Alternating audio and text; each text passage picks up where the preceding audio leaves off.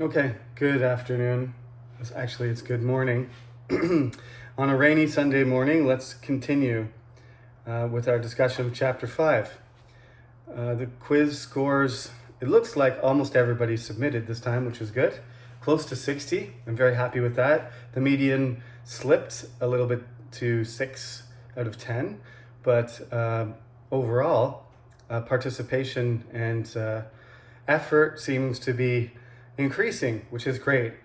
Usually by the end of the semester, there are some people sort of not making an effort, but so far it's been very consistent.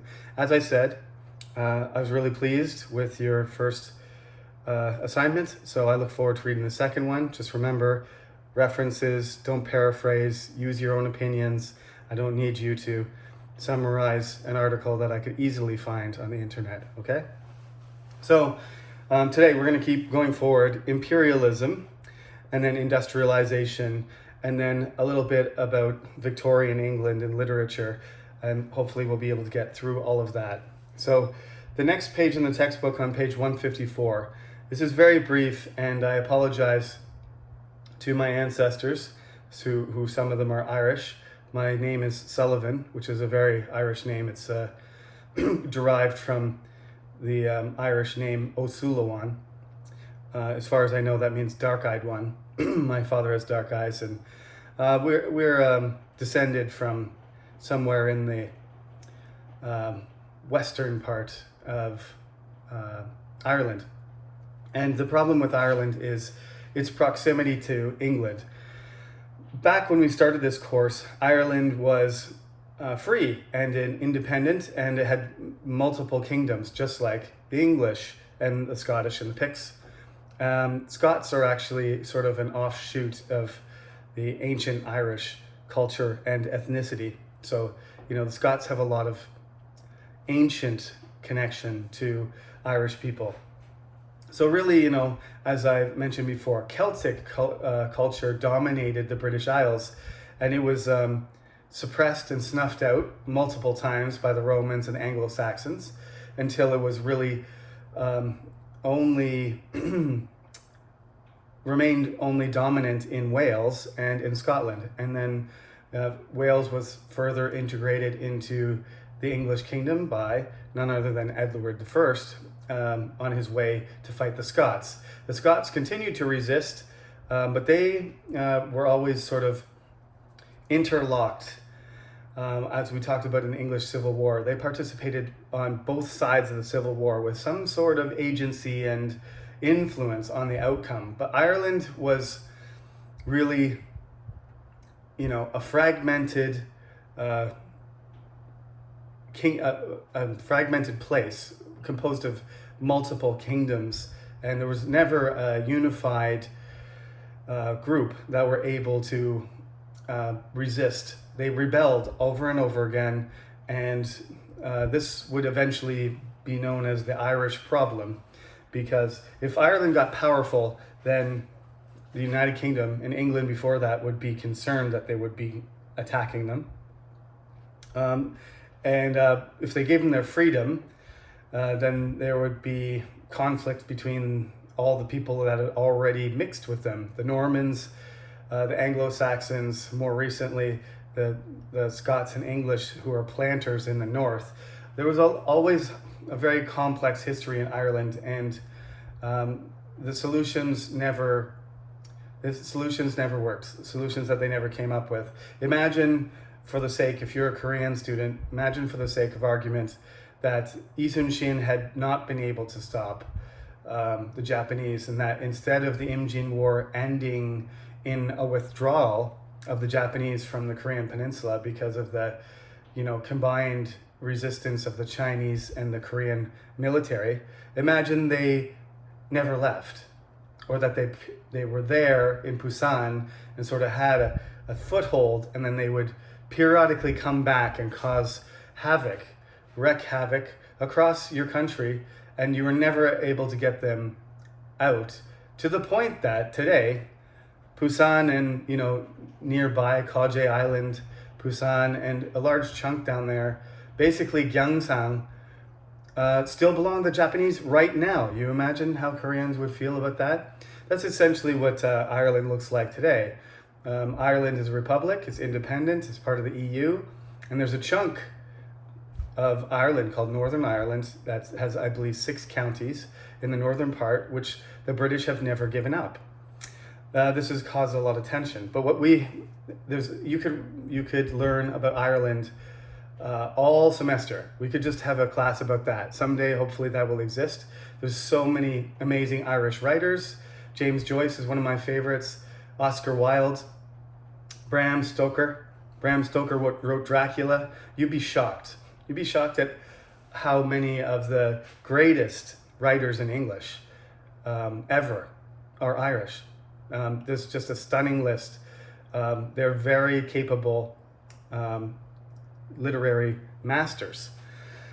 And revolutionary sometimes too. Oscar Wilde was a very interesting person, and his writing was very, very thought-provoking. That history of literature and culture goes back hundreds and hundreds of years. And at one point in Irish's history, Ireland was actually culturally and linguistically, artistically, religiously more developed than England was. If you go back to the seven kingdoms era, the Heptarchy, back, we're talking to 600, 700 AD here, when there's a whole bunch of broken kingdoms in England and there's Vikings fighting them and stuff. The learning and the scholarship and the philosophy and writing, literature, culture, art, architecture of Ireland is in many ways better than the English. You'll get people who say different things about that, but arguably on the same level at least.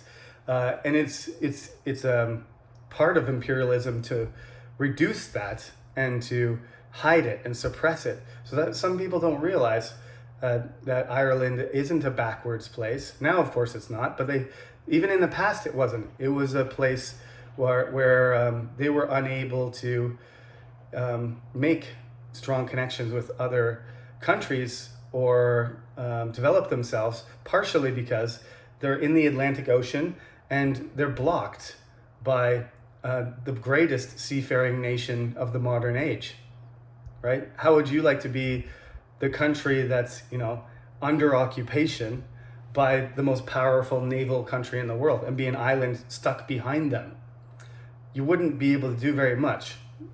And the French and Spanish often tried to use the Irish and to support them in their effort to become independent and rebel, but none of those efforts came to fruition. So that is kind of what we call the dress rehearsal for empire. Before they even went to America, the British went to Ireland from the medieval period, way back in Henry II. Remember, I'm going to say the wrong name again, Thomas Becket. Sometimes I call him Samuel Beckett, but he's another guy. He's a writer from a more recent time. But Thomas Becket was the bishop that fought with the king and got his head cut off.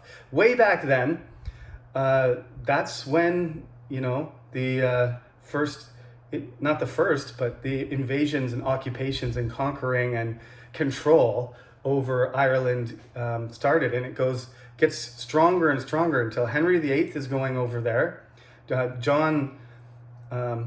John, who was involved in the 1381 revolts, well, not Little John eventually, but King John goes over there to fight the Irish. Henry VIII goes over there, Queen Elizabeth sends people over there, and eventually Cromwell goes over there. And because he's a religious zealot, he's jealous probably too, he's a religious zealot who detests the Irish and Catholic. I mean, he's nicer to the Irish Protestants, but still, he hates the Irish and he hates Catholics. He devastates the countryside in order to subdue the country because there's a full-blown rebellion. And from that time, and William of Orange also goes over and fights in Ireland too. And James II, his son tries to come, James II and his son try to use Ireland again. So there's a very, very sensitive, harsh history of treatment of Ireland for hundreds of years. And this is definitely 100% on the demerit side, right? Talk to any Irish person And believe me, you better listen to what they have to say, because they have some very serious opinions about it. And I think they are very aware of, how that history has affected Irish culture. So that's what I call in the textbook dress rehearsal for empire. I think that was originally from somewhere I read, but I couldn't find the quote. But it's probably from one of the other books that I've listed in my bibliography, to be fair.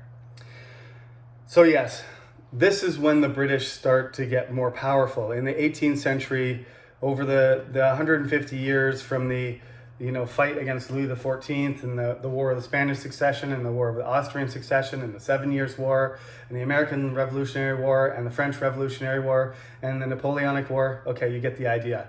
They're constantly fighting the French. It's a struggle for world domination.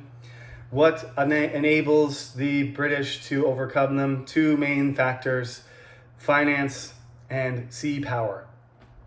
The French, it's a very close fight. People are mistaken when they say anything about the capability of the French military.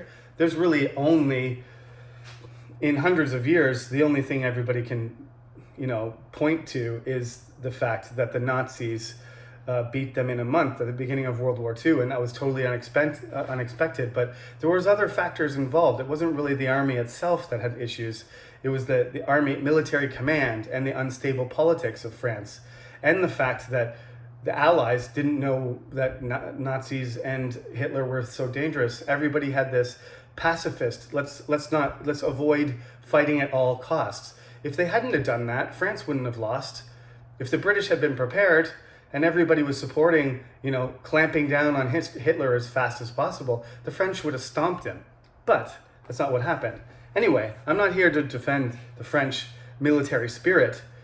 The French had some of the greatest battles and some of the most brave and best soldiers throughout the early modern period, all the way up to the present day. So never underestimate the French. I would say don't underestimate the Germans either. But this immense increase in productivity and wealth enabled the English to improve their equipment, their technology, and fund all of these wars. Whereas France was unable to do that because they had an inefficient, old-fashioned, feudalistic society which depended on local taxes that were actually breaking, the population's back. They were the bottom, the 90%, as we like to say, not the 99% necessarily, but close. 90% of the people had to pay taxes. They couldn't even move, goods from Lyon to Marseille or Cannes or Paris or Bordeaux. When they tried to do that, they had to go through all these taxes, moving them from here to there, import taxes, regional taxes, tariffs. And by the time the goods got across the country, they were expensive. There was no it was all a kind of patchwork of taxes that had never been reformed over hundreds of years. Whereas the Americans and the British, every time there was a new tax, they had a revolt, they had a rebellion and tried to leave the country. When the French did that, the French government would clamp down on them, the peasants would revolt, they would kill a whole bunch of people, and everybody would basically go back to square one. So there was never really an overhaul of the system. So the French couldn't compete in that sense. They could compete in terms of equipment and martial spirit, morale, quality of command, military strategy, population, all of those things. But financially and on the ocean, they couldn't compete with them. And those were fundamental areas that they needed to be able to compete, or they couldn't defeat British. Their global empire couldn't, compete with the British global empire. So look at this, page 157. So this was a transition here from manpower and domesticated animals to machine power. And The United Kingdom was the first industrial nation. This is what it means. It needed this power on the sea, on the land, for trade, and to become a first-rate global power. An exponential increase in production would occur in the United Kingdom, giving it the capacity to outproduce any country in the world by the mid-19th century. By 1850, it had the largest GDP in the world, even overtaking the Russian Empire with its vast resources and the Chinese Empire with their enormous labor pool. That does not make sense. That is a revolution in itself. That a tiny country in the corner of the world would be able to increase their production and surpass China and the Russian Empire, both having huge populations and territories. Right. So the key factors that caused this industrial revolution was iron making technology for building machines, steam power to provide energy to drive them, and a product, the demand for textiles, which were produced on the looms in Netherlands and northern France, but now could be produced in factories in Manchester and other places in England. The source of that cotton that they used to make textiles was North America, mostly. Later, India. They started growing cotton in India too because it's cheap labor in India. They have lots of people, so that worked out well. In North America, it was slavery. So again, sometimes people make this point. African Americans built America. And in building America, they also built the British Empire. No King Cotton, as they called it in the South. If King Cotton didn't exist, then how would the Industrial Revolution have produced enough money, enough textiles for Britain to export all over the world, but mostly Europe, and accumulate enough money for it to pay for its military expenses? They're all connected to each other. And at the bottom, you have a huge labor force. You have a huge labor force. The early 19th century, that's why they're reluctant to let some people are just plain racist, but some people are like, we're making tons of money here. If we keep our slaves, we can keep this system going. This is our economy. And they're just not willing to give up that power and money.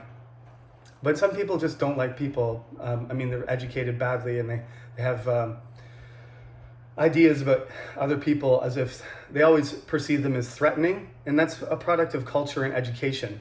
But the bottom line for some people was that this is our livelihood, this is our economy, this is our social system. But it's a slave society. And, for the most part, the British looked the other way.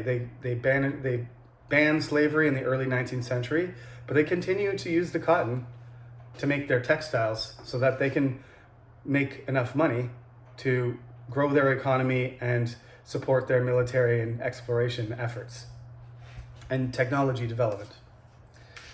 Right. Before that, the major product in England was wool. So it's kind of a transition to a more modern product related to their traditional export. Their traditional export would be fine wool, and then they would find all this cotton and discover that they could use machines to make ridiculous amounts of cotton clothing, which they liked better, especially for hotter countries. And once they were able to do that, they replaced their fine wool exports with textiles, linen and cloth. Yeah, so the question is, that's what happened. Was the Industrial Revolution a good thing or a bad thing? We look at it now as if it was a good thing. You can think of all the good things: more money, more jobs, new technology, national defense, building up the country, adding wealth in certain classes and disrupting the aristocracy. So we have people who are earning money because of their capability and their ingenuity, their creativity, their hard work. But there's all these demerits too. Eventually you get these super rich, business tycoons and what do we call them, robber barons in America, where they own the means of production, as Karl Marx would say. And the owner is that if you own the means of production, you don't have to work hard to be as creative because, well, capitalism says you got to continuously innovate and compete, and the most capable will survive. But after you eliminate all your competition and you have a monopoly like Rockefeller or basically Carnegie or Bill Gates recently, and there's no other options for people, they're just buying from you, then you have a certain amount of control, don't you? You can just say, well, today I feel like charging $1 a liter for gas, and today I feel like, well, it's a holiday. Let's pump it up to $2. Everybody's going to drive. They don't have gasoline in their garage waiting for them to, they have to fill up. So it happens in Canada even without a monopoly. Every long weekend, the price of gas goes up because they know you want to go on vacation, so you got to get gas. So they gouge you. Anyway, these are all kind of byproducts of an industrial revolutionary change. And this is why it's called a revolution. It's very slow. But now, instead of like selling your goods, in the market, in your town, you can send them to London. And then once refrigeration comes along later on, you can like send them halfway across the country. So there's all kinds of goods crisscrossing all over the place. And you don't really have control. You don't see your customers. There's distance happening. People complain about the city being, you don't know anybody. So there's so many people, but it's isolating. These are kind of byproducts of industrialization. So let me read a little excerpt. I like this quote a lot. It's from Robert Toombs, my favorite person to quote from. It's from his book, The English and Their History, which was a primary source for my book because it was so relevant. Okay, here's his summary of the Industrial Revolution. After the Restoration in 1660, there began in England economic changes that would, for better or worse, transform the life of humanity more than any time since the prehistoric development of settled agriculture. So human life has not changed as much since we started to learn how to domesticate plants like 7,000 years ago. Think about that for a second. That's how important the Industrial Revolution is.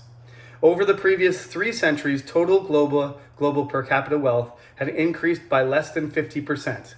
So basically, for 300 years, the amount of wealth that we were generating was slowly going up, like slightly, like 15% per year. Over the next 2 centuries, it would increase by 700%. This is where you people who trade stocks have to wonder, stocks is a modern thing. You didn't usually get 800% value, interest in anything you invested in until they started sending ships over to the Philippines and coming back full of spices. And then you'd get 800%, 1,000, 2,000%, right?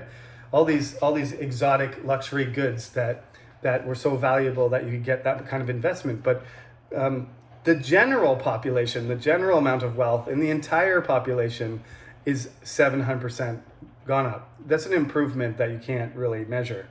You can measure it, but it's hard to imagine. So after 3 centuries of trial and error, much of the world is still trying to follow England's footsteps. Why did it happen?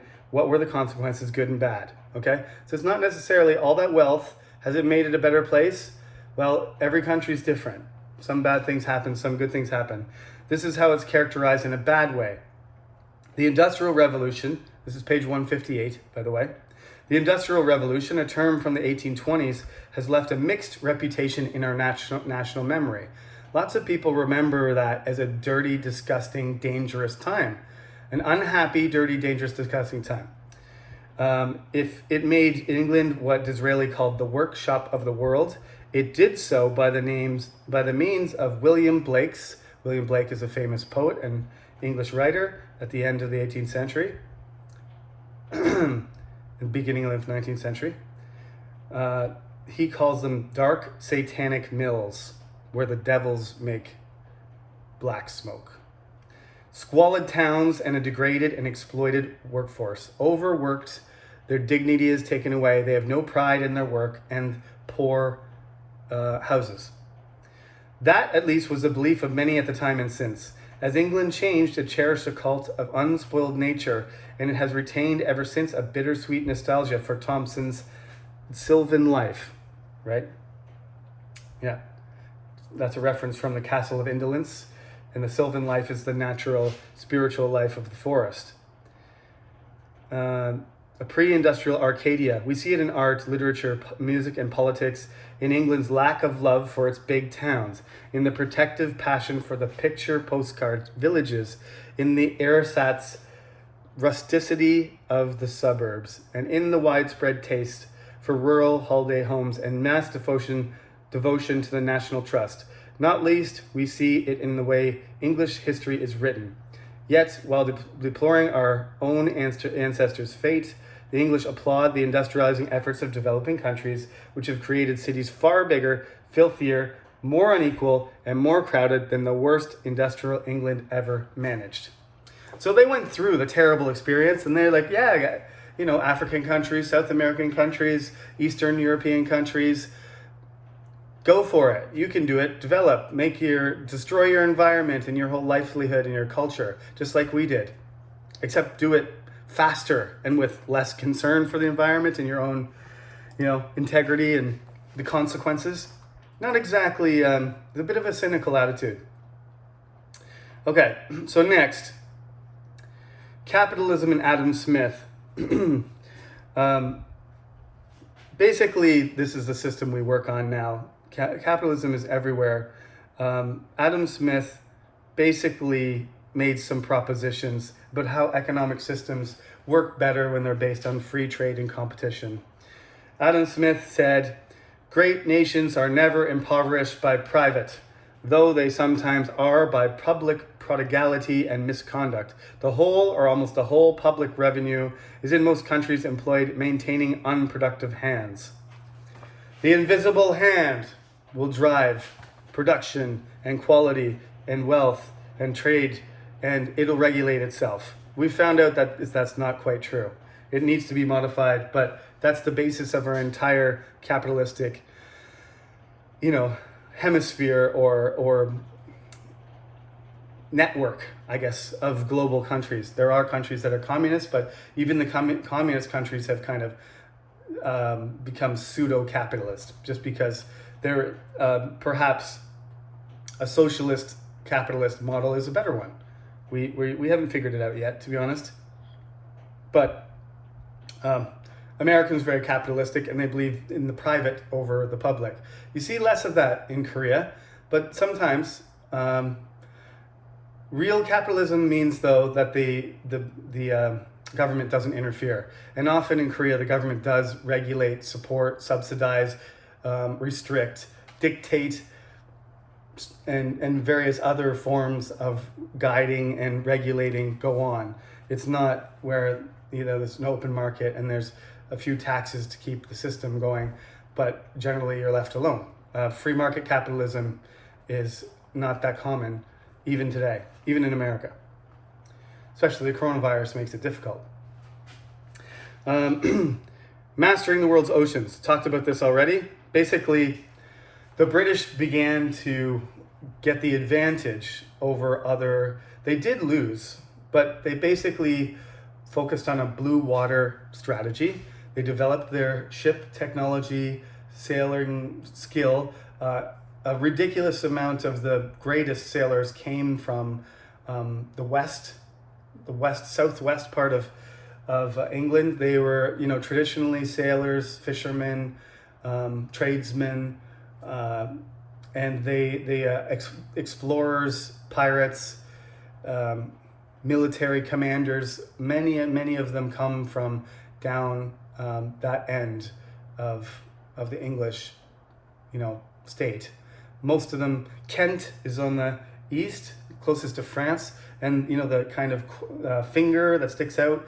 There's Cornwall, the Cornish there, and Plymouth is there, and all of those other, southwestern coastal cities. They continued to produce very, very capable sailors. And so as a consequence, the men were experienced, brave, competent.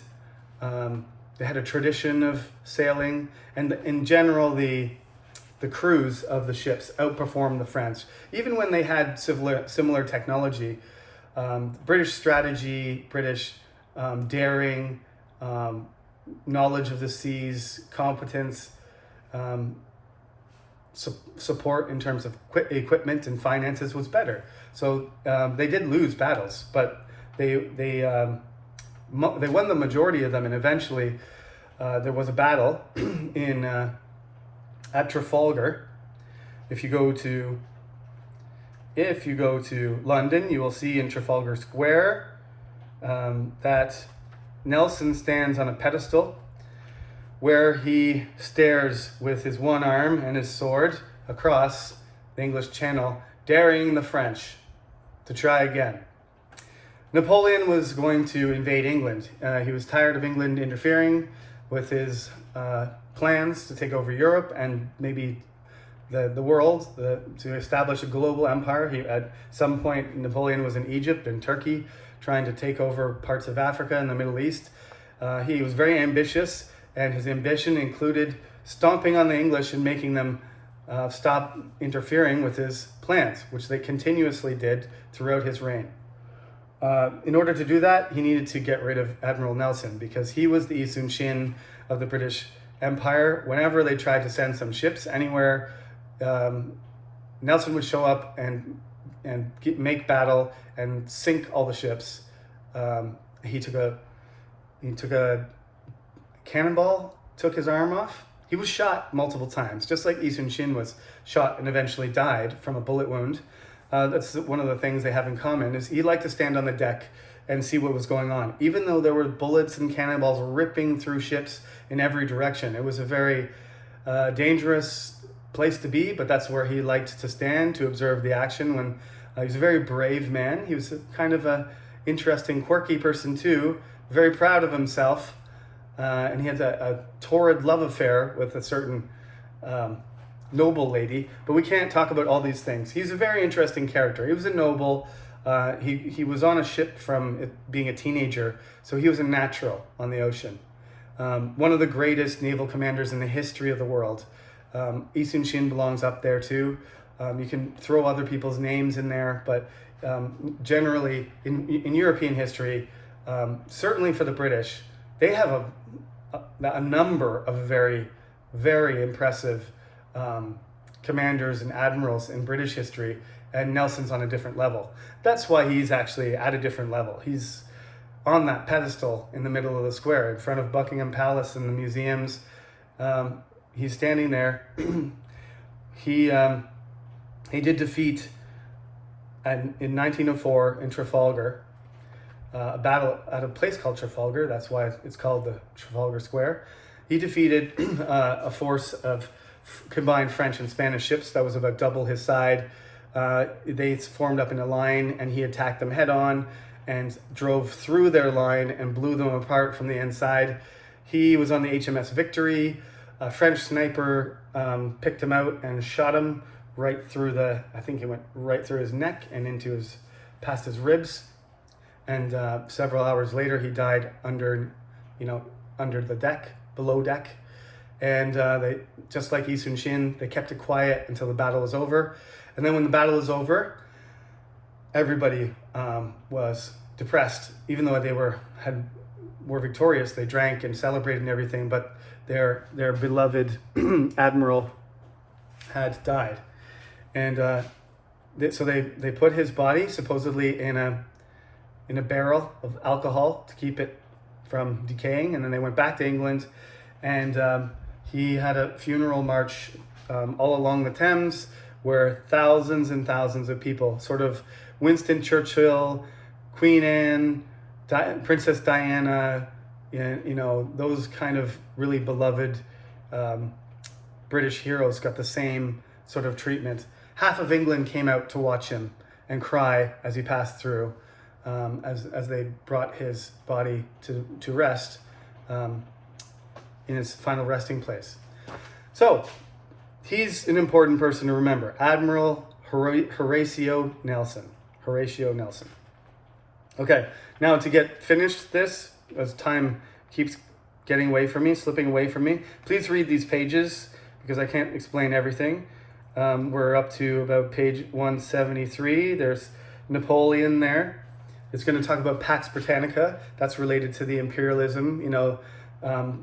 Once the French are subdued, then it's the British are really the only true superpower in the world. So there's about 100 years there, 99, where we call it the Pax Britannica, the British peace. I mentioned Dickens there because he had such an effect, on the Victorian England, literature. He has, you're probably familiar with Great Expectations, The Christmas Carol, or A Tale of Two Cities. Just a giant. And he was very critical of, he's very critical of British society, and he talked about the sort of the negative aspects of the Industrial Revolution I mentioned, like he asked questions about morals and religion and manners and class and children and how they should be treated, things that had sort of been ignored somewhat because of the pace of the industrial development. Should children be safe? Should they work long hours? What happens when they get injured? Who should take care of them? How come there's a whole bunch of extremely rich people and the rest of the people have to work in, horrible conditions, 12 hours, 14 hours a day, and they can barely survive? It seems like it's been devolved, not evolved. It seems like, and people started getting shorter and living. Eventually, the Industrial Revolution people did get taller, and logistics started developing, and you could get more food, and you could be healthier, and the conditions weren't as bad. But in the beginning, the conditions for British people got worse. Jane Austen there, I can't skip over her because sometimes I end up doing that. I added her to this book, so it's an important part. Please read about her. I think you can handle it yourself. She's one of my favorite female writers, probably her, Mary Shelley, and Virginia Woolf. But Jane Austen is just so prolific, and she has these subtle dynamics, this class sensibility, and there's a buried feminism in it. It's not that buried, but there's a lot of different levels of understanding it. You can just treat it as like, oh, this is just lovely society, and this is how things are supposed to be and how things work. But there's signals and indications throughout all of her stories that, this is kind of a imposed society, and that things could be different. And the characters are always kind of like Victorian society does. They're suppressed. They can't express themselves and explore their identities the way they would like, because morals, manners, religion, society, class prevents it. But you can see there's little ways that subtly she tries to, tug and pull and stretch the system. Very interesting person. So read that part. Then, of course, there's Queen Victoria. And Queen Victoria is a giant amongst all the history of monarchs. It's mostly because she lived so long and she had so many children. All of her children marry important people, so she's sometimes called like the grandmother of Europe. Her husband, she loved him very much. His name was Prince Albert, and he died. After he died, they were in love, and she didn't really particularly like children, so she liked being with her husband. And then he died, and she was stuck with all these kids. So she wore black. She tried to hide and didn't want to come out, and then they said, well, you got to come out because you're the queen of, the British Empire. And she came out and she wore black for the rest of her life. And, she was always a little bit round, plump, but she was cute. But I think she just, not necessarily that she gained too much weight for a lady or anything. I'm not saying fat people aren't pretty. It's just she's wearing black and she looks really depressed. And her eyes are drooping. Like if she was a smiley, glowing, plump lady, like she was when wasn't even that plump when she was younger, but I think she enjoyed food and everything, and she didn't exercise much because she was depressed. So she kind of looks like it makes me feel like she is not interested. It looks like she's very depressed. She just I can't imagine her. I don't think she smiled very much after that. Even the pictures, she's never smiling. So it's a bit of a tragic life that she lives, but she does her duty. I think, that's the main things you need to know.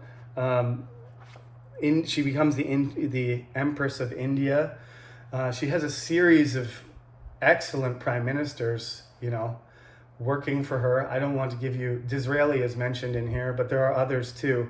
There's like a sequence of 3 or 4 prime ministers that, man, if we had those kind of guys running our countries now, that would be fantastic. I'm not going to say Joe Biden's on that level or anything, but it's kind of like a bunch of FDRs and Abraham Lincoln's working for her. So, even though she's not involved, and that's part of the reason further, diminishment of royal prerogative occurs, because Queen Victoria doesn't really want it. She just wants the government to run itself. She's not interested in the day-to-day stuff. She's withdrawn from that stuff. So she participates in everything, but she's really not the type of queen that Queen Elizabeth II or the First is. Not somebody who goes around in public and goes to Canada 22 times. Apparently that's how many times Queen Elizabeth has gone. She doesn't travel overseas at all to Canada, sadly. So yeah, you can see the Victorian age is named after her. I want to mention one more thing to make it super confusing, but we need to do literature stuff.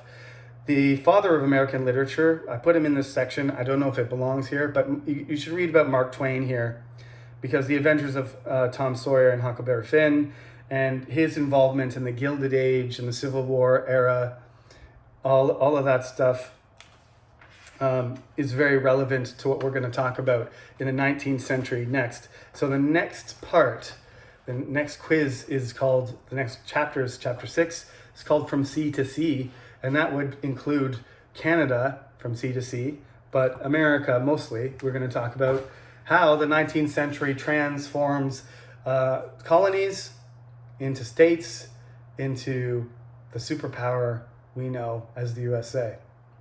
Okay, I know I speak quickly. You might have to stop and listen a couple times, but trying to get everything in relatively short time, 40 minutes. So pay attention carefully to these points and read the chapter so that you can do well on the quiz. Next Friday, we have another one. Quiz number 5 is this coming Friday. So have a great day. I know it's rainy, but that's an excuse to study and do your homework. And when it's sunny, you'll be free to go outside. It's my tip. Okay, take it easy, everyone. Enjoy the rest of your weekend. See you next week.